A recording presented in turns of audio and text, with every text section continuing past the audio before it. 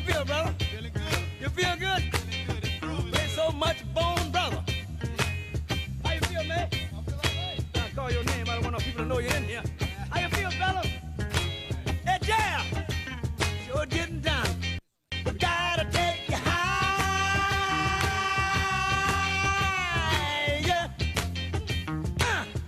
Ow. All right. Gonna do it again. Good afternoon, L.C. Green here. I am sitting in for Miss Sharita Herring today. Miss Sharita's out running around doing things for the community as she usually do. And today, we are not going to let you down. We have two wonderful guests, Miss Pamela Pitchett from Busy Lady and Dr. Rosie Milligan from Milligan Publishing. So we're going to be discussing total wellness and credit. And we're just going to jump right into the subject. If you have any questions, just feel free to give us a call, because we're going to roll from here till 6. Anyway, well, good afternoon, Ms. P. We call Ms. Pitchett, Pamela Pitchett, Ms. P. Good afternoon, L.C. Green. And good afternoon to you there, Dr. Milligan. How are you today? I'm wonderful. Okay. Well, also, Dr. Milligan also is a professional registered nurse, so she's also a health guru, of course, but Ms. Pitchett is going to be mostly talking on total wellness, and then we're going to kind of switch back and forth with Dr. Milligan on the importance of having good credit. So first and foremost, Ms. Pitchett, Ms. P, I'm sorry, what is total wellness?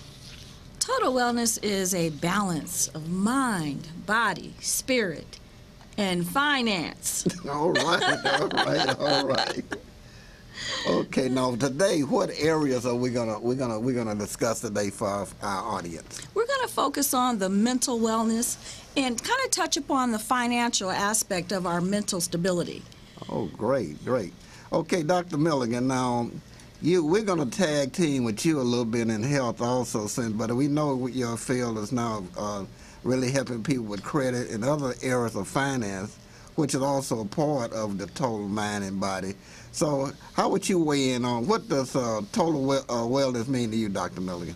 It's actually when you're healthy, have a healthy balance all the way around.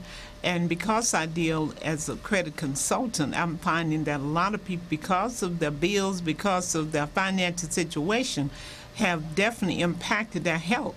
And many people who are in bankrupt today, those who, when you look at their credit score, that's brought down because of emergency room visits, doctor's visit, where they can't afford to pay their copay, it's really wrecking families because of finance and health. It really goes together. I mean, it's just so connected that people just have no clue. That's right. Yeah, that's what one of my clients that's with one of the largest debt management companies in the world, as a matter of fact. He said that people usually have bad credit not because they're bad people, but a lot of it is because of health issues. And this guy's not in health at all, but he say, as a person's debt go up, their health gets worse and worse. So, and I thought that would be a well mix of what Ms. P was saying. It's about the total body. It also encumbers finance. Mm-hmm. And your health is more important than your wealth, but you do have to have a little wealth to stay on the healthy side, okay? Now, Ms. P, you also work with people on fitness. You know, Busy Lady was one of the best fitness companies in Carson at one time. So tell us a little bit about your fitness program. Yes, Busy Lady, founded in Carson, California. Busy Lady came about because I was looking at women and what it is that they weren't getting. I myself was taking care of everyone else and neglecting myself. So that doesn't work out very well. So it was really important for me to come up with a program that would help me to get some type of wellness and some type of serenity in my life. And once I established that, I realized that it was something that lots of women needed. So I founded Busy Lady Fitness, and everything was based on the foundation of dance, music, and enjoying life. Okay, what is the impact of health on the family? We're talking total wellness here. What's the impact on the family?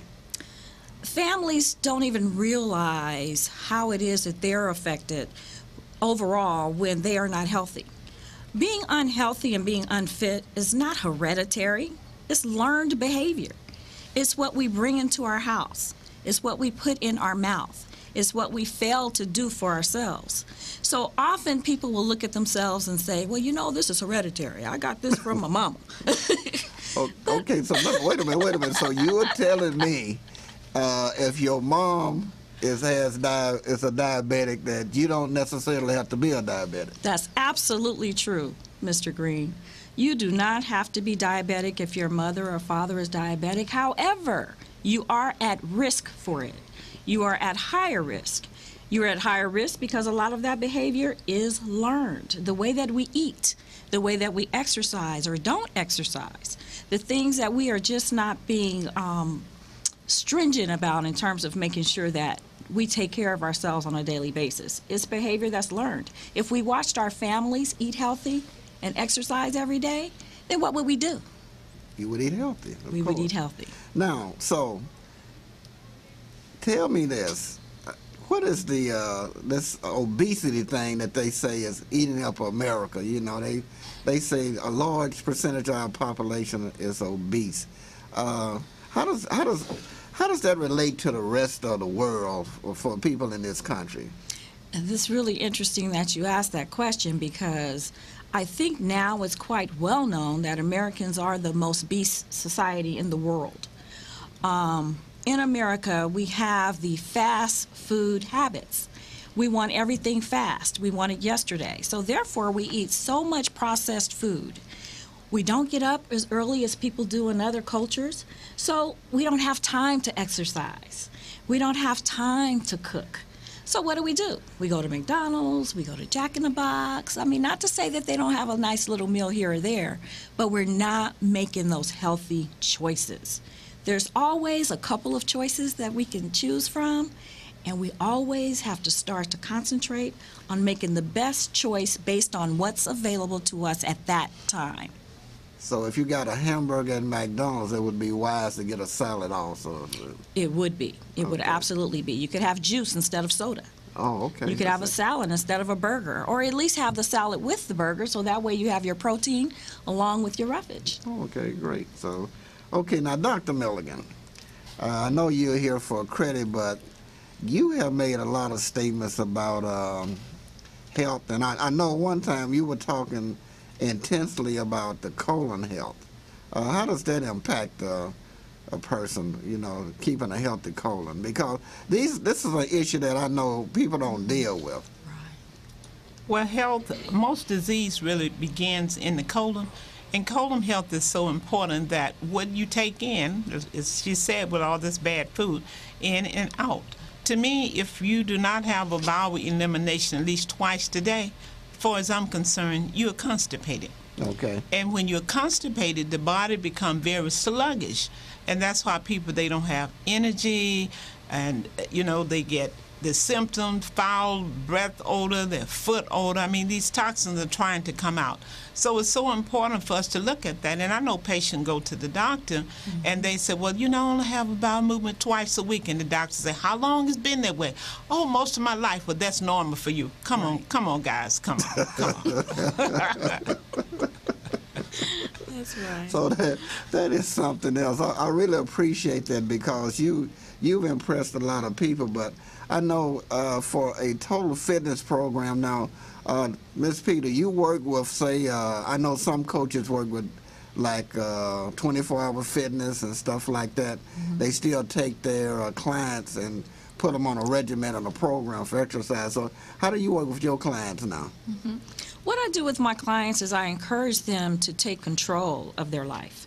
So what I do is sit down with them and individually come up with a plan that's realistic for him or her. For example, you may be a person who's never worked out at a gym in your life. It's not going to be effective for me to put you in a gym now.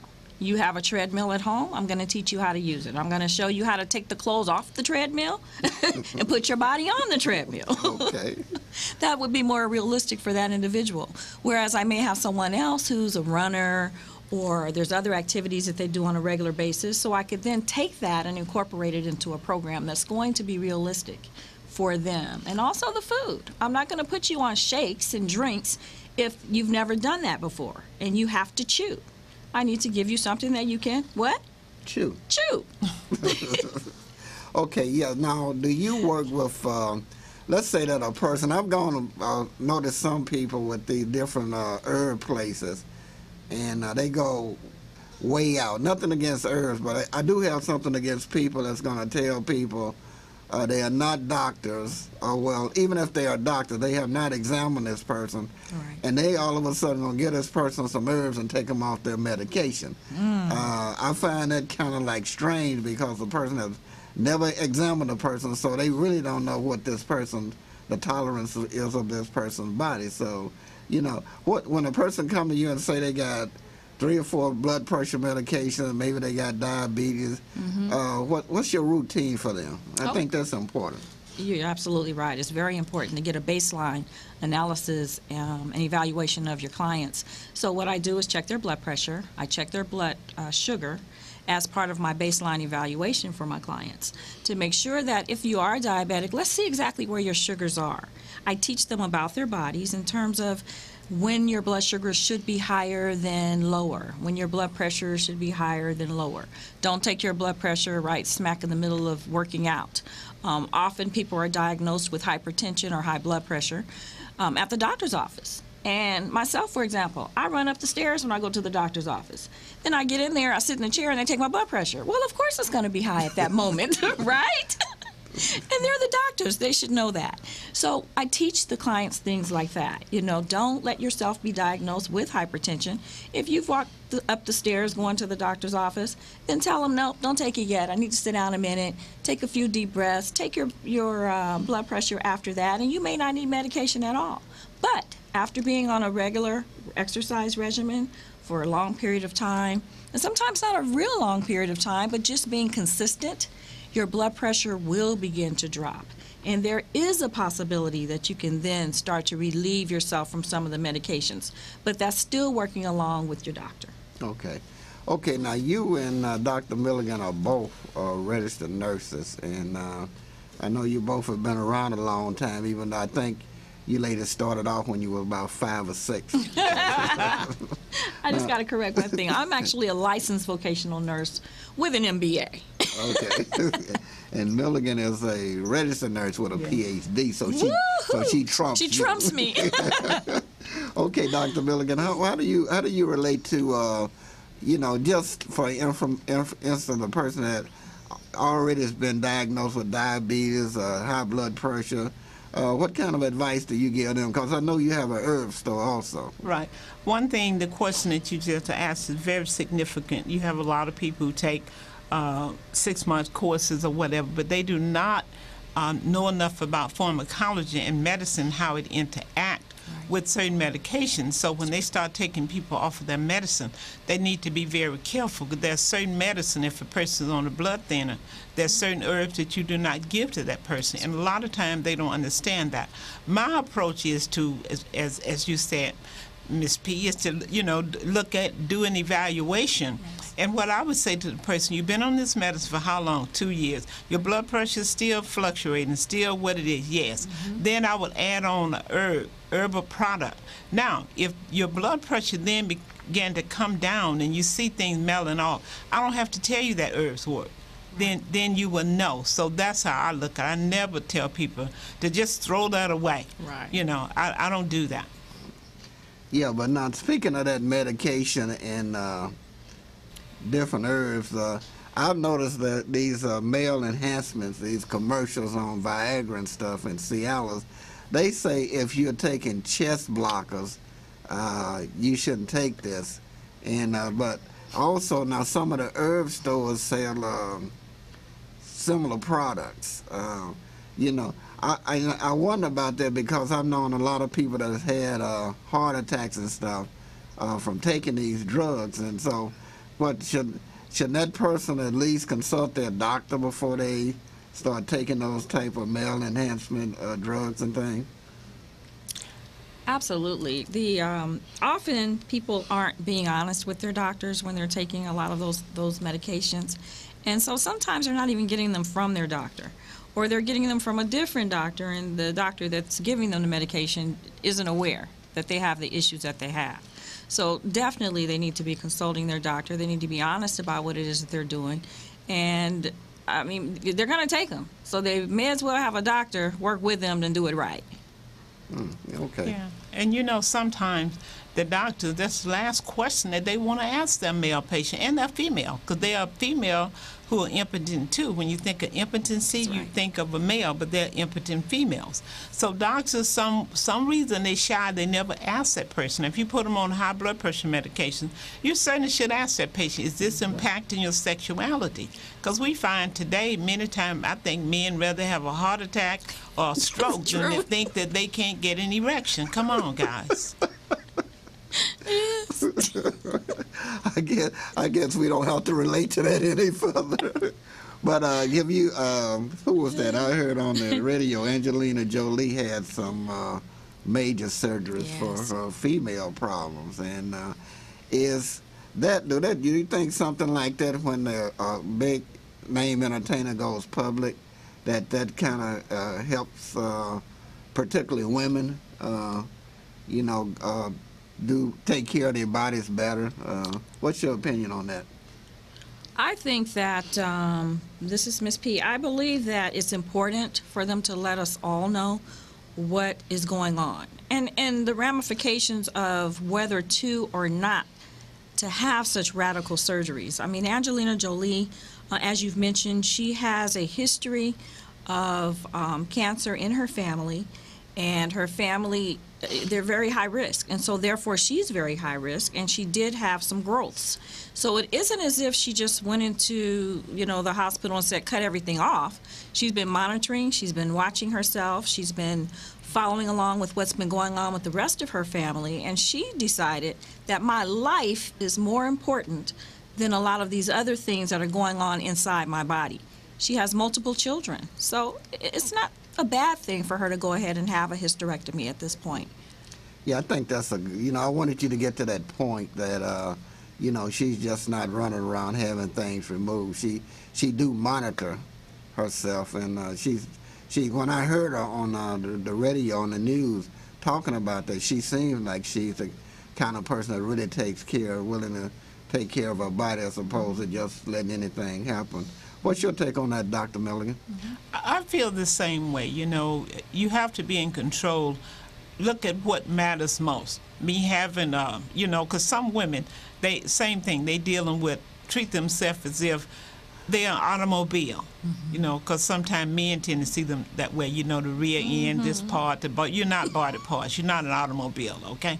And if something was wrong with your tire, I think you would take it off. You wouldn't let it blow out. So, treat yourself well. I love it. So, yeah, I know some people that have had, actually passed away because of certain things they didn't want removed. I remember Urkel's girlfriend. Everybody know Urkel, the girl that was always his girlfriend. She passed away because she didn't want to get an operation until she was trying to have a child. And I thought there was like sometimes life is more important. And no, it's important to bring life into the world, but sometimes you should not go against your doctors when they constantly telling you need to have this certain parts of your body removed. And I stuck with my wife because she's had the hysterectomies and stuff, and I was at the hospital every day because that was important.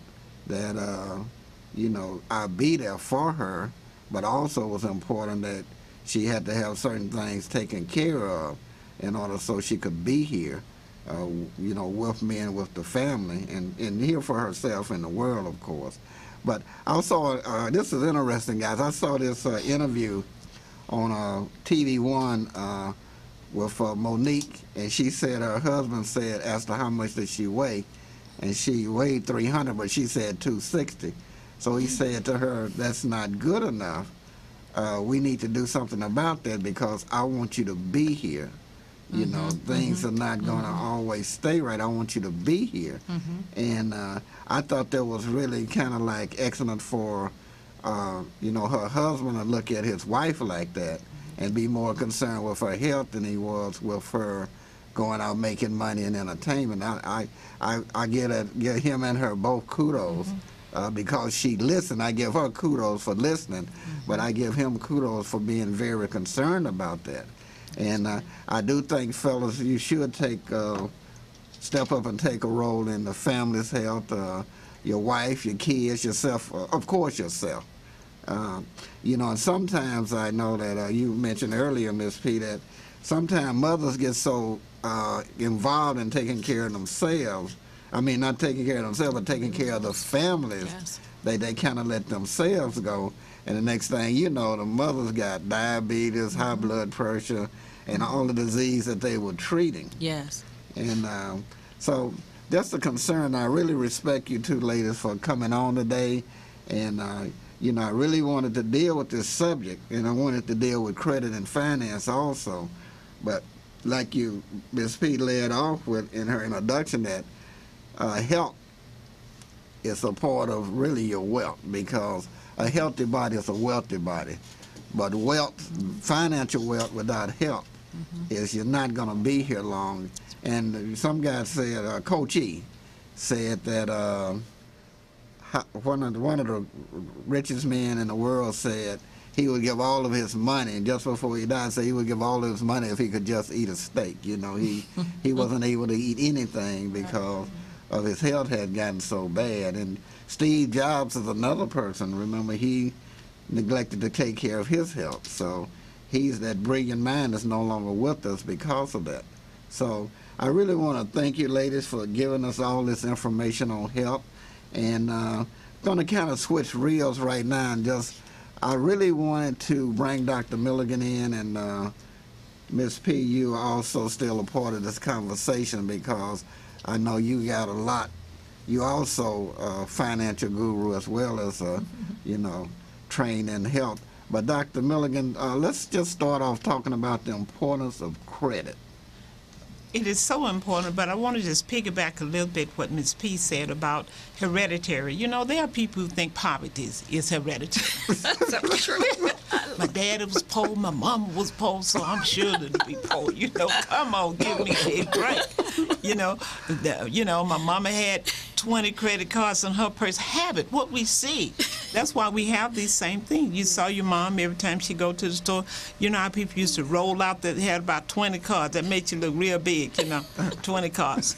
Well, you don't want to do that anymore. But credit, your FICO score is really like taking your vital signs. Everything evolves around that. And on today's market, credit is better than cash. People walked into places where they want to rent apartment, want to rent homes or business, and they have money in the bank. But when they run that credit report and it's low, guess what? Credit is better than cash. People don't care about how much cash you have in the bank. That's no evidence that you're going to pay your bills on time. Maybe that's why you have the cash, because you haven't paid anybody. You know, that could work two ways, so you just don't know.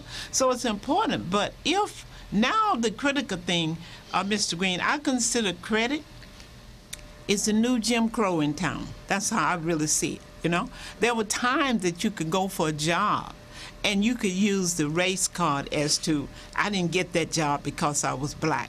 Well, now they have something objective. No, you didn't get it because your credit is bad. You haven't paid anybody. Your credit score, your FICO is 588. That's kind of low, you know. So it's important for everyone to monitor their credit and to teach their children, and stop using your children, I'm going to say it, stop using their Social Security card. Stop getting your kids messed up in debt before they even get a start. So it's important for us to monitor that. If you do not monitor your credit, LC, it's like every month throwing $300 or $400 out of your window on the 405 freeway. Why do I say that? Because if your credit is poor, you're paying more for everything you get. There are people paying 29% interest on a car. Because in California, we feel like we have to have it. So if your credit is bad, Whatever they tell you, you're going to have to pay. Guess what people are going to do? Pay it. They're going to pay it. And the most critical thing, most jobs, many jobs now, are actually looking at that credit score and turning you down, rejecting you. And on some governmental jobs, they can randomly run your credit. Say you've been there and you think you're going to retire. You should be retiring soon. And you just might be a big mouth, somebody like me who's, talking. Well, let me run a credit. So people don't realize when I talk to them about this, they say, oh, no, they can't do anything like that. They can't fire you on your job because your credit is bad. Okay. Keep watching, keep believing they can't.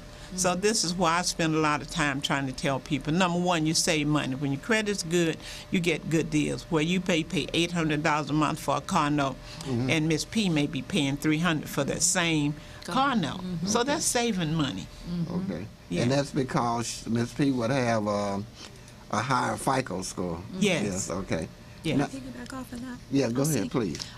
Something that Dr. Milligan said, and that was the whole learned behavior thing. We have looked at having several credit cards as the person who has made it. I mean, she's doing the darn thing because she's got all these cards.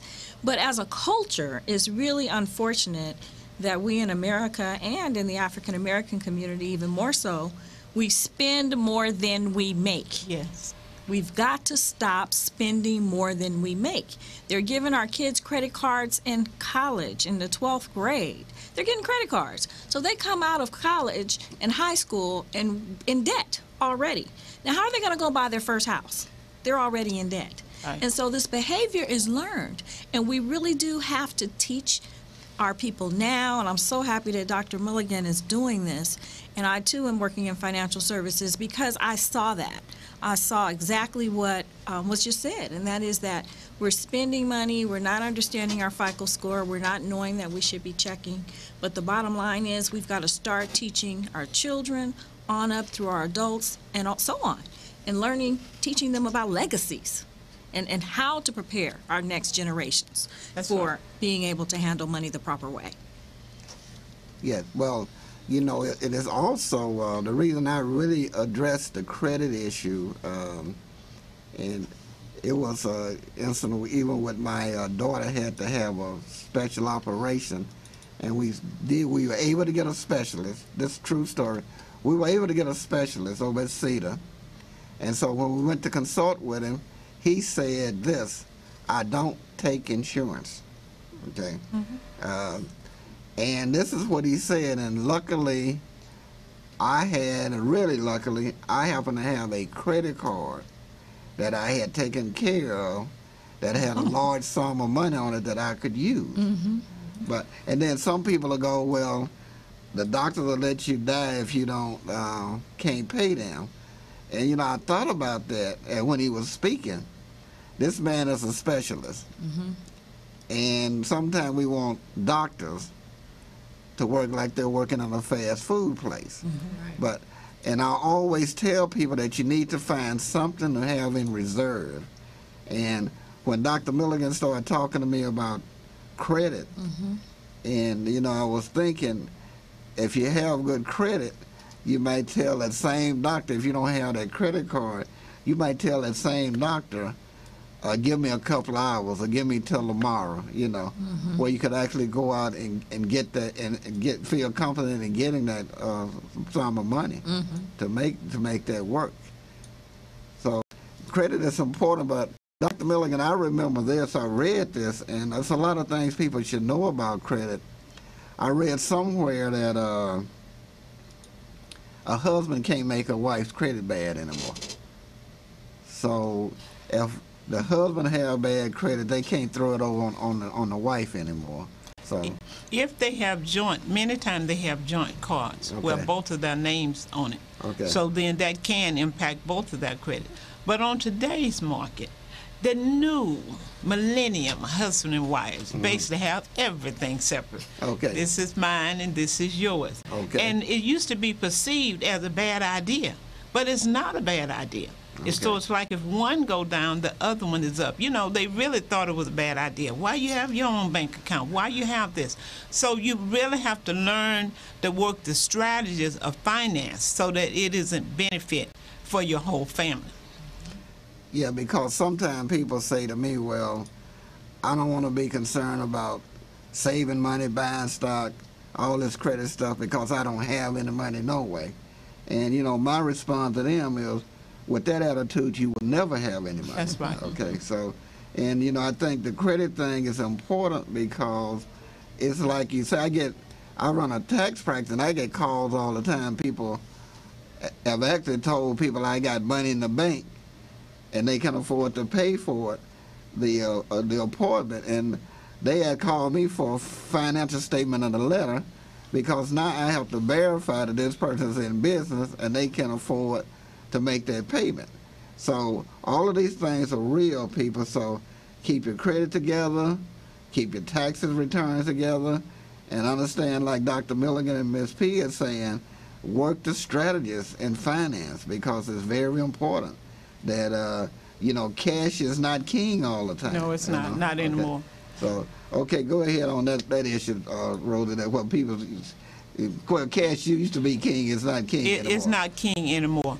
And it's so important to really, to look at your credit. Most people don't monitor their credit until they go to rent an apartment or go to buy a car, and then somebody tells you that your credit is bad. You should know. It's like your vital sign. You need to check on it, because it's so many people, there's so many errors that's placed on people, you know, on their credit report, different name, different addresses. And the credit bureau is not trying to monitor to see if this really should be on your credit report, because they get paid by having it on your credit report. So it's important that we all take a look at that.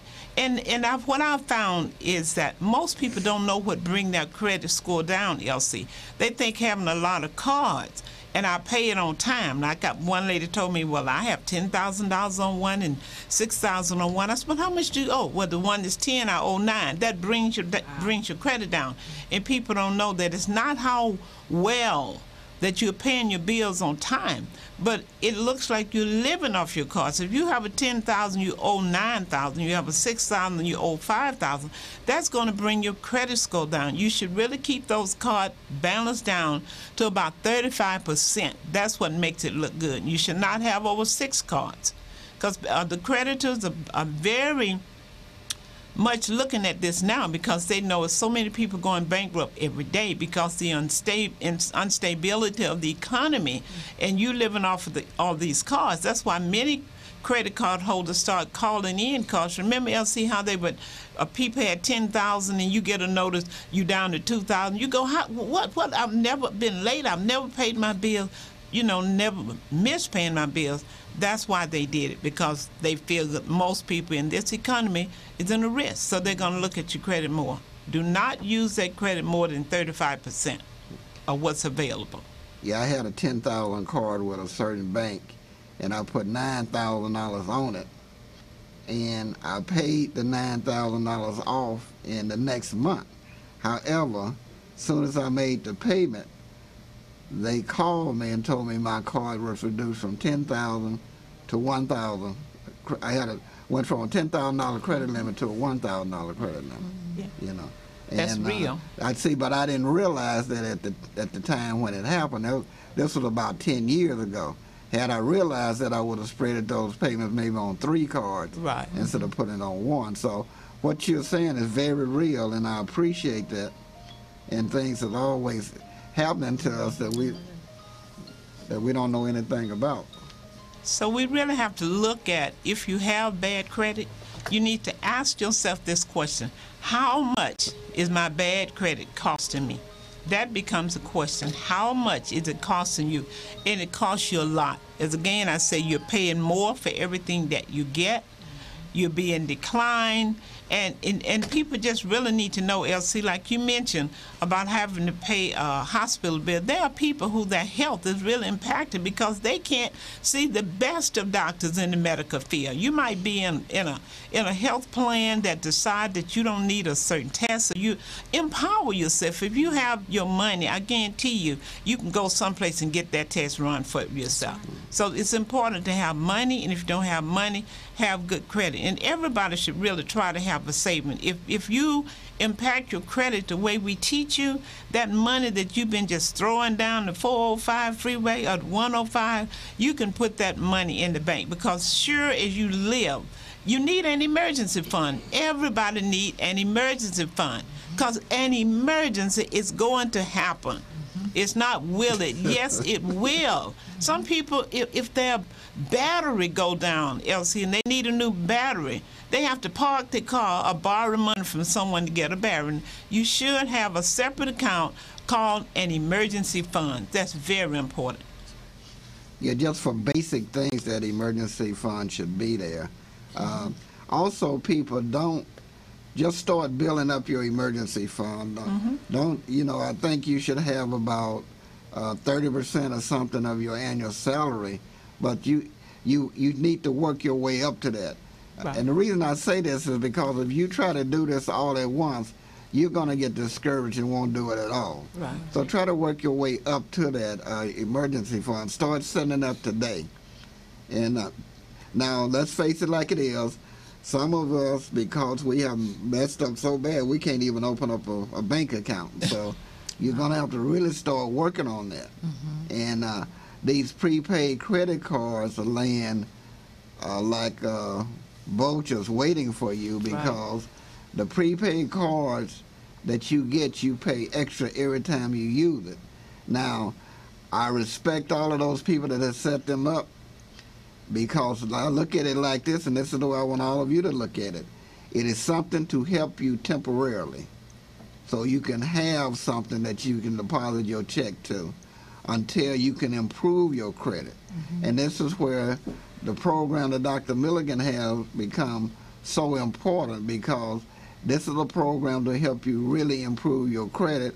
I have looked at the program, I looked at other programs, and like I say, I'm also a consultant and on the board of directors for a large debt management firm.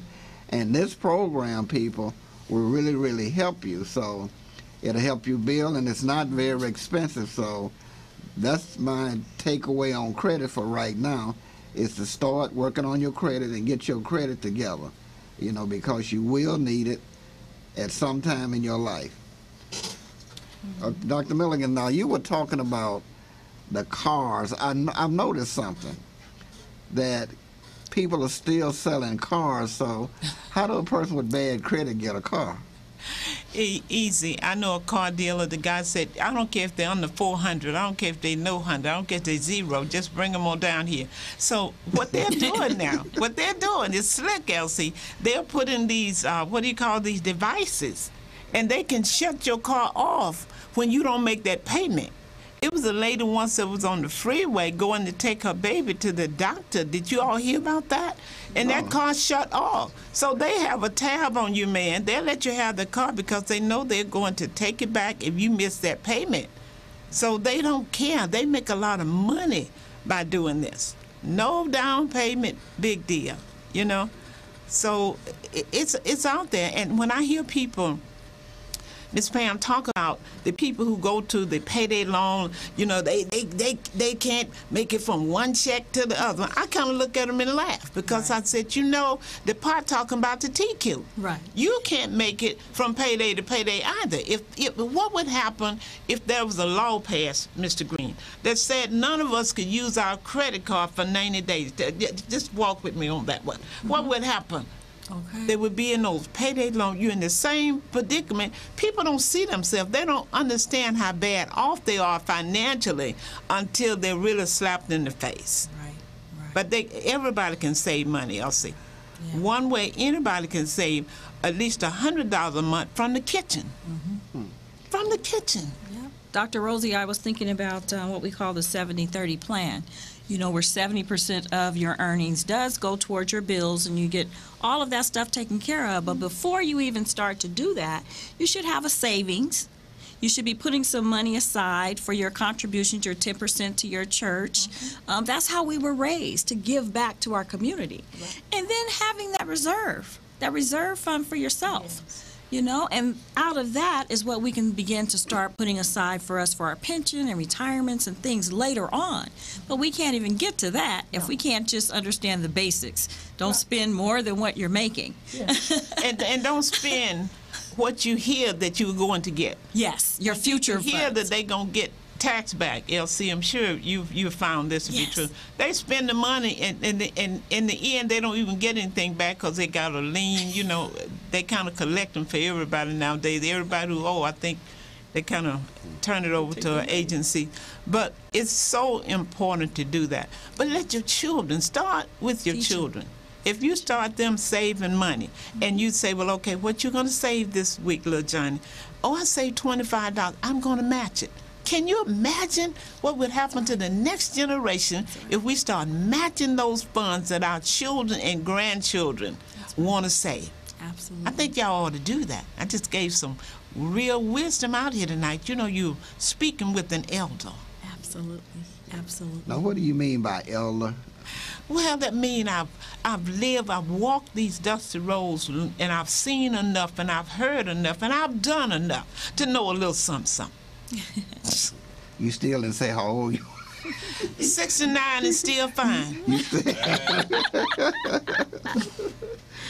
Yeah, but you know, it's one of the things that I always work with people on is starting off with what you can start off with. If you ever saved 10% of your earnings before, you may not be able to just jump right into it. So why don't you just start off putting away, make a commitment to yourself. Every month you're going to put away something. And once you get into that swing, you can build yourself up. Mm-hmm. Because sometimes people, they haven't done it before, you know. Mm-hmm. So it's kind of hard for them just to jump right into it. But you spoke about taxes. I want to say this on the tax issue, folks. Those of you that's running around and getting these fast refunds, you are really getting jilted because you have to pay for that. And it doesn't make any sense. A return that'll cost you maybe $150, you actually paying $600 and $700 because you're getting this money back instantly. So, and this is perfectly legal. I question the moralness of this program, but it is perfectly legal because you are getting a loan. See, the person that give you that check is giving you a loan, and they've got to wait for the money to come from the IRS. So the person that give you this check, they're going to get their money in about 10 working days anyway. So if you actually take and put your refund on your prepaid card or your bank account, you will get that refund in about 15 working days. So here we go again talking about saving money. So $600 in a week, that's going to be a big deal for you, but you have to think about that, and I try to educate people on that as much as possible. And then I start working with you on not getting a big refund back. Most people fall out of the chair when I say that. But there's a reason for that. That is because the IRS and the state of California has had your money for the whole year, and you're not getting anything but a refund back. Now, if you're getting back maybe $400 or $500, great. But when you start talking about you getting back $5,000 and $6,000, $10,000, that is something wrong with having the state and the government being your bank. Well, actually, it's not your bank. It's like you putting your money inside of your mattress and just taking it out on April 15th. So right. We really have to consider a lot of things when we start talking, people, and hopefully you can get something out of today's discussion on credit, health, and the wellness as a total body, and just the credit thing. So We didn't talk, Dr. Milligan, about is there a cost to the program that you're in? Is it possible for you to give us some idea of what the fee would be for that? Yeah. If it has a fee? For credit restoration, the fee would be $499, and that is so minimal. There are people out here who've been paying through $2,000, $3,000, and still not getting their credit restored. We're not talking about fix it. You hear people say, well, I'll fix your credit. Yeah. I look at it, I tell them like this, Miss Pam, if you had a kidney problem, do you want someone to fix it or do you want your kidney restored? We're talking about restoration. You know, that's what we're talking about. And it's so important because you lose so much. And people who, when I ask the question, who need to restore their credit immediately? If you're looking for a home, if you're looking for an apartment, you know, there's so many things that people don't know. Even with students, don't know how to deal, LC, even with their student loans. There's things out there available for them. And did you know, I really want the audience to know that if you have a student loan, did you know that they can take 15% of your Social Security check? I know a lady, 86 years old, her check is being garnished because she co-signed for a granddaughter. And it's been about 25 or so years ago. Everybody's going back, we call these zombie debts, where they're looking up debts that's been paid off or you went bankrupt on, you don't have any record, they come after you, and the first thing they'll say to you is, you know what? You owe us $5,000, but this is your lucky day, Mr. Green. If you can give me $2,000, we'll call it paid in full. And you go, oh, I can't pay that much. I'm not working. I'm unemployed. Okay, hold on. This is your blessed day. Can you pay $50? You go, whew, yes, I can do that. That bill you did not have to pay because the law, the statute of limitation has ended and you didn't have to pay anything. But because you were so nice to the people and paid $50, you just started that bill all over, who you didn't even have with that. That's just a collection company. You never signed any deal with them in the first place. But now you put yourself in the position to have to go to court now so they can now garnish your check. Information. So I don't just restore credit. We are education, a financial educational service. Just like Ms. Pam would teach you about, if you're talking about weight, and a lot of people lose the weight in 6 weeks, they back up again. It's a lifestyle. We teach you the financial lifestyle that you'll never be poor again, and it will not be hereditary again. Okay, you mentioned the word poor, and someone said being broke is a temporary position. Being poor is a state of mind.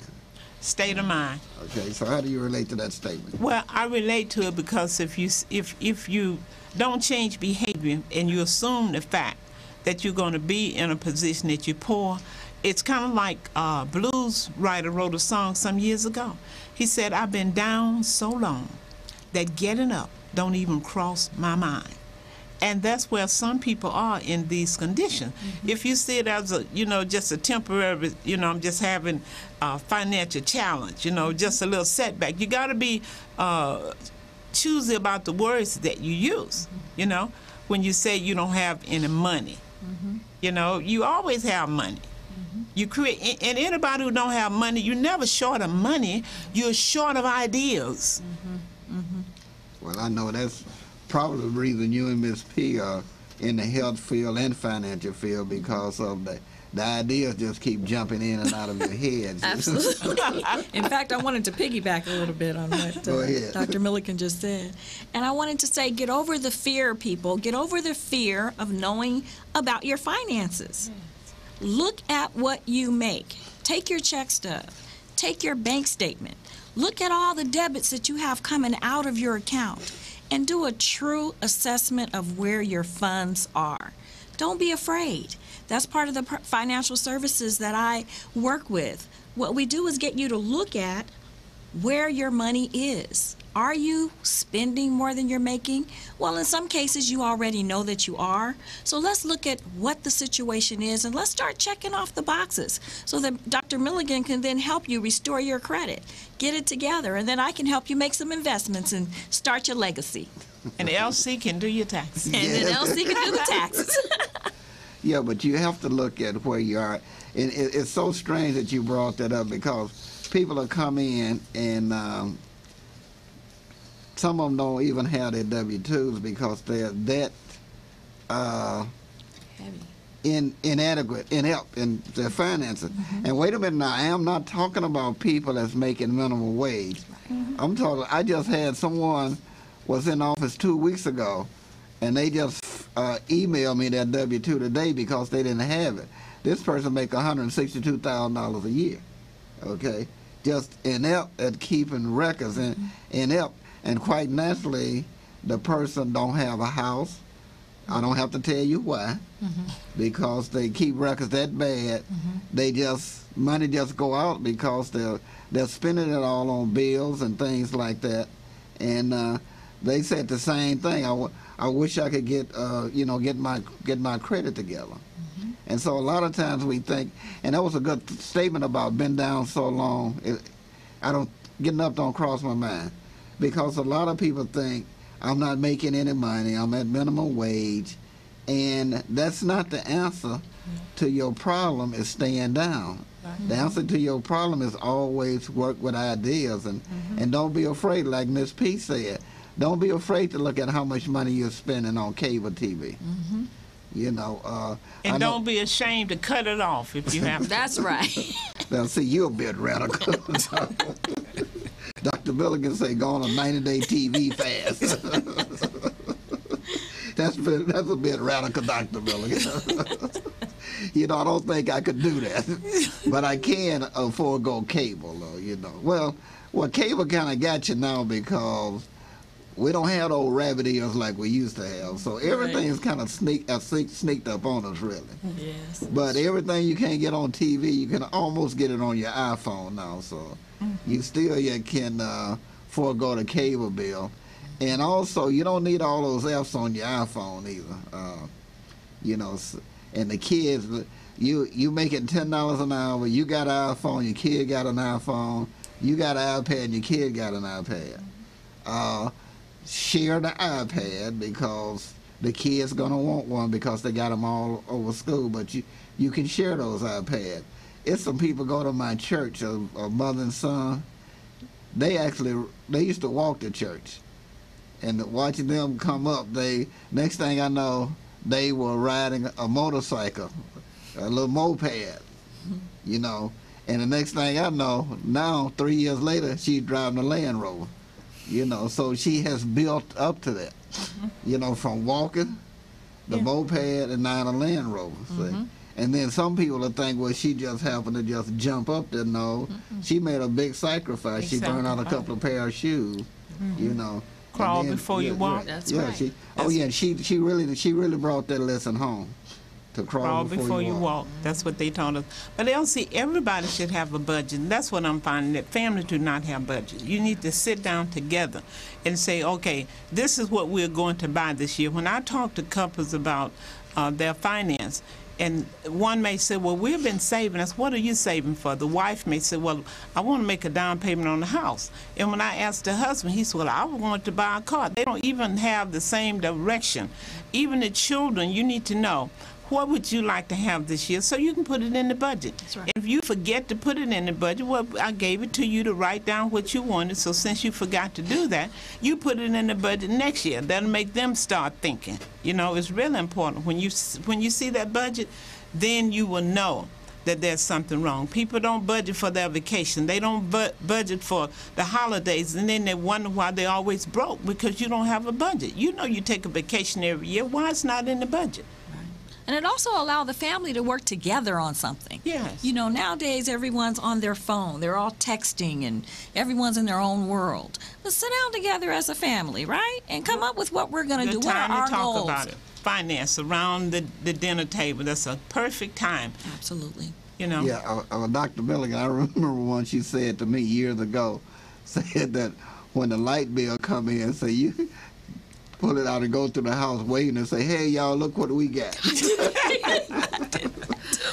You know, I always tell people I am not going to worry by myself while these That's kids right. kicking back, watching TV, leaving their light on when they're not even in the room. Everything they got a button they turn That's on. right. I said, look, honey, we got a 3-day notice here, and y'all better wake up. You better call somebody. You're gonna be reading in the dark. Mama, how this happened? No money. You know, so then they start jumping on each other. Mama, he got that light on. He's not in the room. You know, you right. got to get them involved. They think you rich. Because my son said to me once, I was telling him about a lunch program, and he said, Mama, that's for the poor kids. I said, what do you think you still? And come to find out, you all, I'm giving these kids money to buy lunch, and they were getting the same lunch that the kids were getting with the vouchers. Come on, yes. Yes. Your kids think you're rich. If you have a nice car and you have a nice house, they can't equate that what your financial situation is. You need to let them know, like our parent told us, money, what they tell you? Don't grow on trees. Money don't grow on trees. That's right. That's right. I love Well, that. we're really rolling here, and you know, again, I want to thank you for coming out. We have a few minutes left, so let's just like to see Miss P give us some closing thoughts before we wrap this thing up. I'd like to say just take control of your life. Total wellness means to look at every facet of your life. Where are you? You know, are you heavier than you want to be? Are you spending way more money than you're making? Sit down and take an assessment of where you are in your life and make 2015 a different time for you. Start now for the rest of your life. Let's do it. Let's build our legacy. Let's teach our children to be able to do something different. Teach them how to eat healthy. Teach them how to manage their money. It's all up to us, and we can do it. Okay, before we go to Dr. Milligan, two things that crossed my mind when you were speaking. One lady lost down from 300 pounds to 120, and she said that was a way of life. She said she didn't go on a diet. She had created a way of life, okay? That's the right. way she was eating, she's going to have to eat like this forever, so it's a way of life. It's you a know. lifestyle change. It is a lifestyle. You have to decide where you want to be. If you're okay with where you are and you feel like, you know, you're healthy and you can get around and you can help your children and you can run after your grandchildren and whatever it is that you desire to be able to do. If you're able to do those things and you're not running out of breath and you're not in pain, then so be it. But if you're in pain, if you're running out of breath, if you're moaning and groaning while you're getting up and out the chairs and stuff. I've done a challenge in churches, and I'll say, everybody stand up. And it's amazing. You hear all the everybody's moaning and groaning and pushing off the chairs. And I say to people, if you can't get up off that chair without moaning, then challenge yourself to be able to do that. Just one small improvement. Just a little bit. That's all it takes. But you've got to make the decision. Okay, now somebody said diet is half of spelled die, like, you know, D-I-E. Ooh, Diet, good one. Yeah, Yes. So when you're going on a diet, you're actually talking about dying. I mean, you feel like you are dying when you're on a diet, because diet indicates that you are going to deprive yourself. Okay. Okay? It's deprivation. When you think of depriving yourself any time in your life, it's not enjoyable at all. So it has to be a lifestyle change. And to make a lifestyle change, it has to be something that's realistic for you. You've got to be able, I mean, I'm not going to tell you eat a whole bunch of broccoli and kale. And if you've never had it before, I remember I bought some tofu and I was like, what do I do with this? Somebody told me it was healthy. I said, I'm supposed to eat this tofu. And I started in there and it turned colors. I didn't know what to do with it. It wasn't realistic. Decide realistically what little changes can you make in your lifestyle that you are then going to teach your children, your grandchildren, your legacy, your nieces, your nephews. Teach them by watching you. Okay. So it's a little bit at a time. Okay, Dr. Milligan, hit us with credit right quick. Well, what I would say is, you know, instead of teaching, show your children. Be an example. Let them see you not having bills. Let them see that budget. And if they get credit, you look at those cards. It's important. My son, when he was 18, had a card. It was funny. When I showed him, they was taking $10 out a month for disability insurance and insurance in case he got sick. This boy didn't even have no job, so if he got sick, what difference was going to make? Get involved. Yes. Show them, teach them, and let them see you doing it. Wait a minute, they were taking $10 out for Yes, for wellness? disability. In case he got sick, he didn't even have a job. Okay? But he didn't know till I showed him what all these fees was coming out, and he would never pay that card off. And from then on, Cedric had never wanted any credit cards. I don't want it, he said. You know? Okay. So just let him see you doing it. Okay, so. Okay, give us your contact information, Dr. Milligan. My contact is 323-750-3592. 323-750-3592, and I host a seminar every Tuesday. You can call me for information. Okay. Ms. P. Hi, my contact information is 424-200-5599. That's Pam Pitcher, Busy Lady, at 424-200-5599. You can call me anytime. Okay, and I'm LC Green, LC Green Associate. I didn't tell you, we're a tax planning firm. My contact number is 310-515-7316. 310-515-7316. LC Green, LC Green Associates Tax Planning. Anyway, been fun sitting in. Thank you, ladies, very much. And Sharita will be with you next week. Until next week, have a great, great week. Oh, how you feel, brother? Feeling good. You feel good? Feeling good. Improving. Ain't so much bone, brother. How you feel, man? I feel all right. I call your name. I don't want no people to know you're in here. How you feel, fella? Hey, Jam! Sure getting down. But gotta take you higher.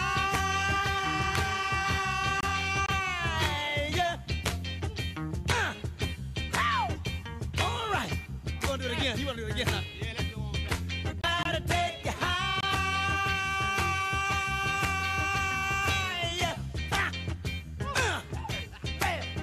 Power Lunch with Sharita J. If we could get more people to collaborate with our nonprofits, we could be bringing a lot more programs back to our schools, because there's grants where there's been a music program or an arts program or fine language program cut. There's grants where individuals could bring those programs into the schools and collaborate. So that's why I never shut up about this. C360. That stands for Collaborative 360, and that's where we've launched a program where we are identifying the grant funders and writing the grants for our affiliates. That can even be you if you're not already a part of C360. And you know, Kim, again, I'm always touching on where there's grants.